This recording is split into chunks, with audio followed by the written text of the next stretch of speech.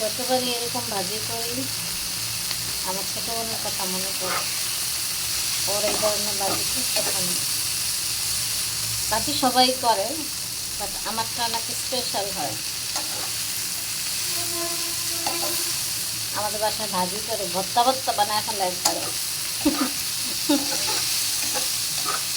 এইভাবে একটু বড় বড় টুকরো করে ভাজা ভাজা করলে সাথে যদি চিংড়ি মাছ দেওয়া যায় আরও মজা।